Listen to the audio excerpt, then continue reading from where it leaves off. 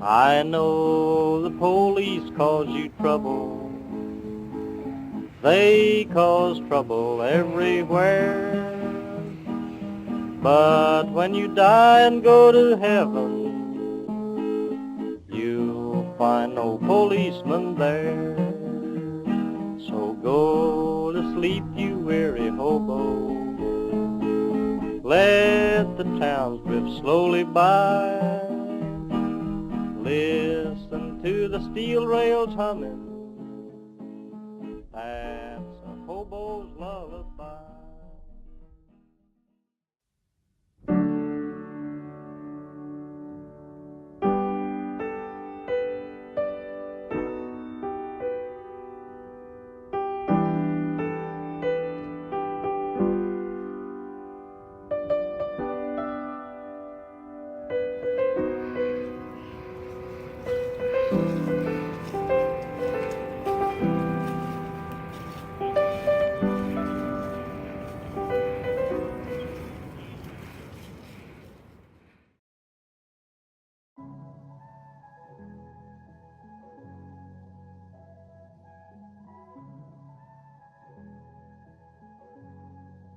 Jamal Adam. I'm a sophomore here at Yanza and my major is social work.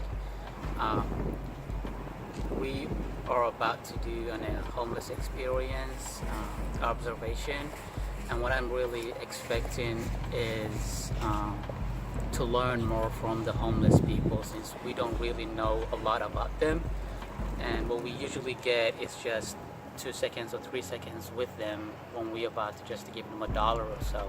So we're trying to go deep and talk to them about what it means to be a homeless person, and whatever we find out or whatever we learn from it, we're just trying to pass it along to the community to just pass that awareness so people can be aware of it, and instead of just giving them $1 once in a while, just trying to really take their time to help them in whatever way they can. And I'm just looking forward to it. I don't know a lot about homelessness right now, but I'm looking forward to know more. Peace. I'm Otis Richard. I'm a freshman at Dienz College, and I'm a film major.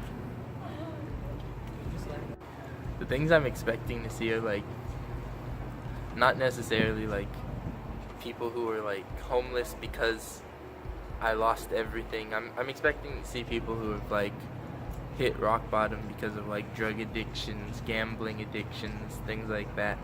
I don't really expect too many people to have like this thought-felt story of like how somebody took everything from me. And like, I think the only way we can really help is like rehab centers and things like that, and like people going out into the community and reminding these homeless people that they're people first.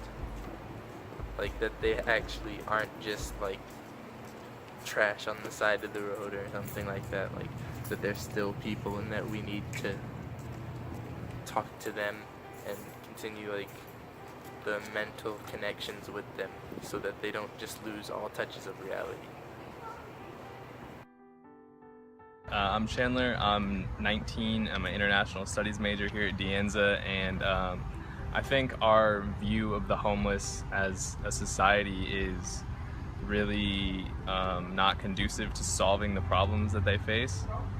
And I think that, well, I hope that through this project and through the information that we collect, we can gain a new perspective and expose people to that new perspective, and hopefully change a lot of minds and change a lot of views on the homeless, and maybe that'll lead to better addressing the issues that we face. My name is Fernando Galindo. My major is international business, and I'm 23 years old today. But at the end of the day, I just want to tell you that nothing is impossible. And as long as we open our eyes up as a society, we'll be able to address the problem and solve it. So today, what I would classify as homeless are people who simply are lost, they have an economical problem, they have a mental disorder, or just simply want to escape reality. And what I mean by that is that homeless people, they can just be anyone like you and me. It's a life event that caused such pain that they feel more comfortable on the street. So today, me and my colleagues are about to go around. We're about to do a little interview, gather a little bit of information. But at the same time, we want to see how bad society treats homeless people. And it saddens me. I truly come from a place where we didn't see too many homeless. But at the end of the day, what did we do? Our reaction was simply just get away from them. You know, put your window up if you see them asking for change. But at the end of the day, I kept asking myself the question, what are we going to do to help these people? Are these people ever going to get helped? And asking those questions alone, that's what's going to get us far, as not only as an individual, but as society. My name is RJ, and I'm a systems programming major here in De Anza, and I'm 19 years old. And we're doing this project about the homeless people. And I think homeless people are very misunderstood, and there's a lot of misinterpretation about what people when we see homeless people, a lot of people are just thinking of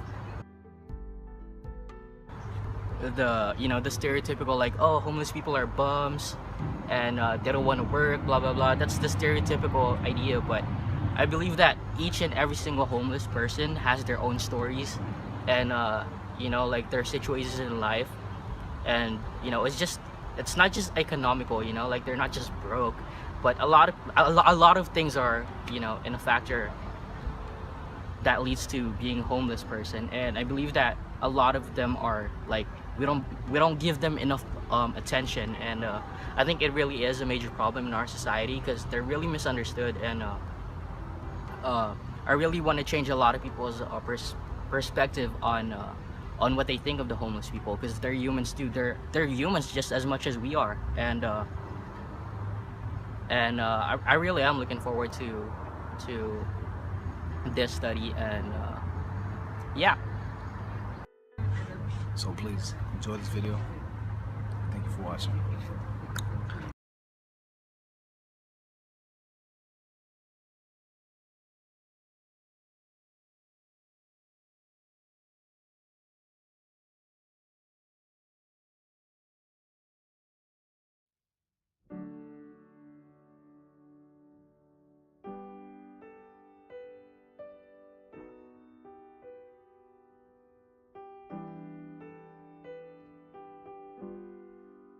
This is T. T happens to go all over San Jose. At the same time, what we want to do, we want to see exactly why society is so horrible with the homeless people. At the same time, we're trying to see what we can do, not only as an individual, but as society, to better everybody's situation. And today we have T with us. I want to say thank you, T, for being with us right now. Just real quick, let me just ask you a couple questions. How do you feel society looks towards homeless people? How does society look at homeless? Yes, sir. Invisible. What do you mean by that? Secret society.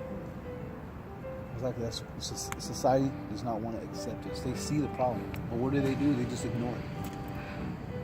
At the end of the day, how long have you been out here? If you don't mind me asking. 12, 13 years. 12, 13 years. How do you survive? If you don't mind me asking. The best way as possible. Is there anything you want to tell society? Anything that we need to know as a people that can better everybody's situation? What's one thing we can do to help people?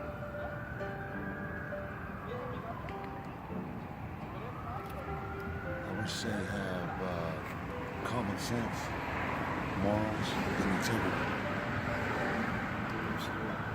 What is the hardest time to be homeless? It's all hard. So hard.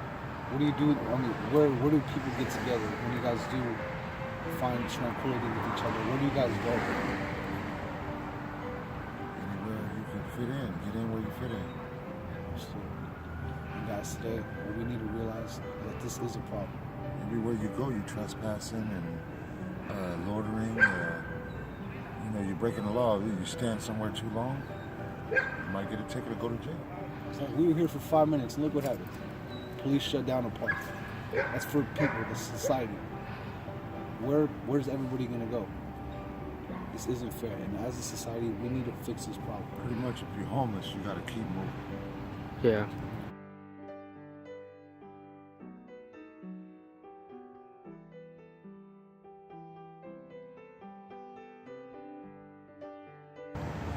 graduated. I mean, once you graduate a program, they kick you out. How, You can't stay forever. how long does the program usually last?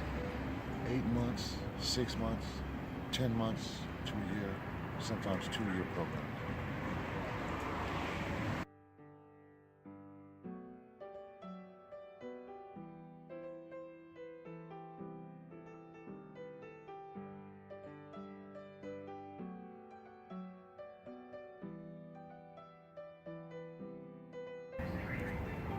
It's not the best.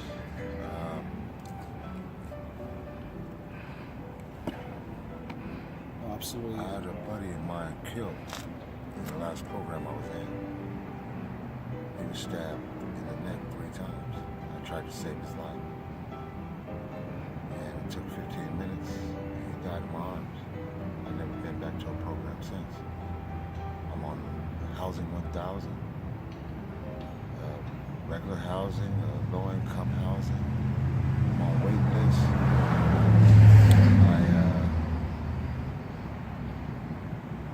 I'm just waiting, being patient, and keep filling out applications. That's all I could do. See, is there anything else you tell the young people who are homeless? Is there any advice you'd give them? I give them advice every day. What's the best advice? Keep your head up, stay strong. It ain't gonna last forever.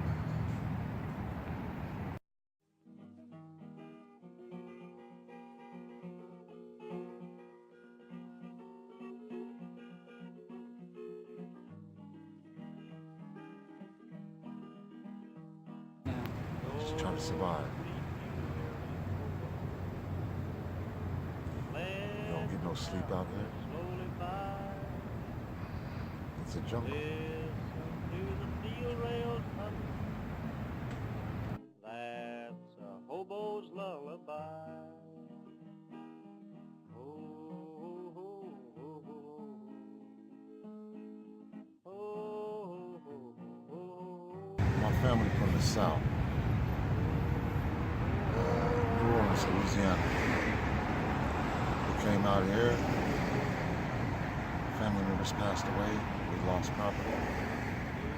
Some went back home. Some, like I said, passed away. And a handful of us out here is still hanging on.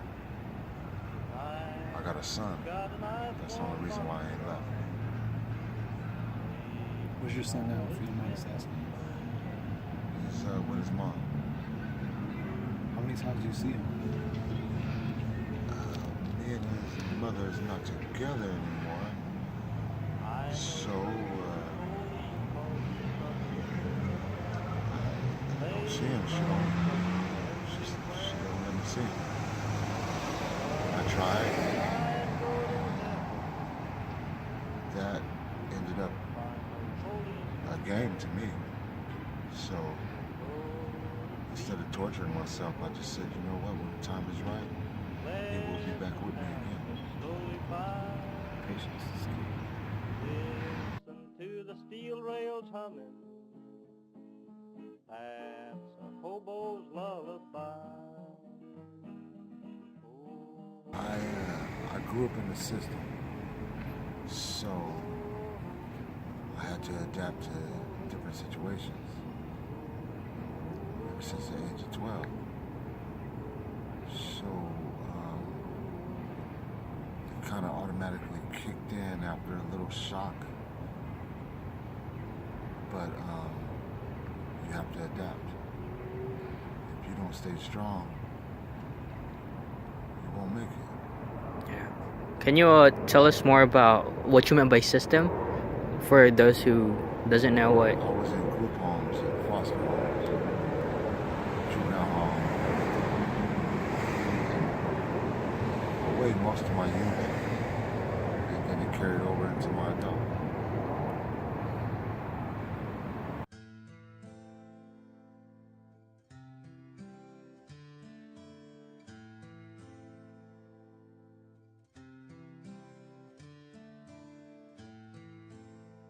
My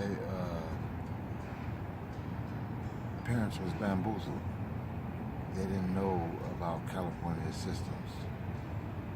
And I fell in,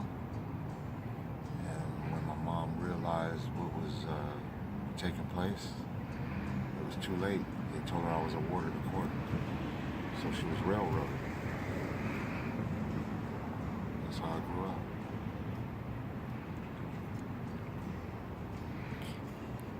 See, I just want to say thank you for your time. Honestly, really.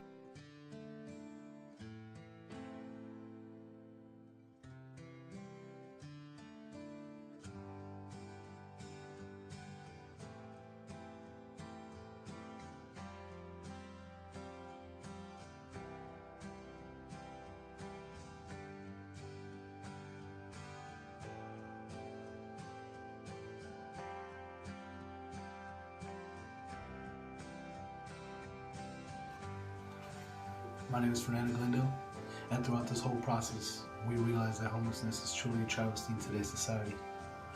And the more we progress with our research, we notice that these homeless people are just craving attention. They're just truly sad about how life has turned so quickly from good to bad.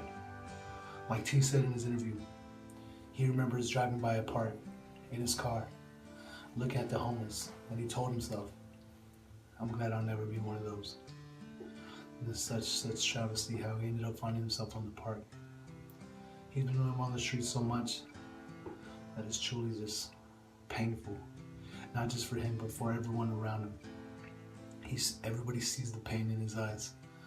Losing a friend like that, I can't even explain. So that way, as us, as human beings, because that's what we are. At the end of the day, we are human beings. We help each other. We're not supposed to just classify somebody as a second-class citizen just because they don't have anything. Yes, it's sad, but you know what's even worse? The fact that we sit down and we keep doing nothing. So if I were you, what I'm gonna do, what I have been doing, is that I give back to my community. I will never stop, because they will never stop. They will keep going. Like T's words, just keep going. It will get better. And honestly, I believe it. I believe in God. I believe in the best things in life. And that's why, if you want something in life, you truly have to go get it. You can't just sit down and just expect things to change. So us as human beings, people who have the opportunity, people who are in a better situation at this moment, we have to acknowledge what's really happening in the world. Not just that. We have to make the difference that we want to see. And I just want to say thank you to my classmates, my fellow partners who we went out of their way late night to make these interviews, to go help people and make a difference in society. So let me ask you a question right now. After watching this video, are you going to keep doing what you're doing? Or are you going to be the difference that we need? Thank you for your time. Have a great day. After sitting and talking with someone, my perspective completely changed on what happens to homeless people. It's like the idea that you could get lost in the system because you don't have, like, it's really eye-opening to see that good people who just really unfortunate and unlucky can end up like that. And it's really saddening to see.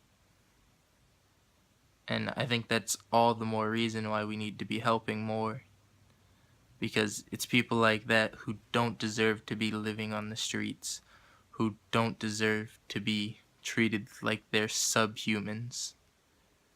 And talking with T,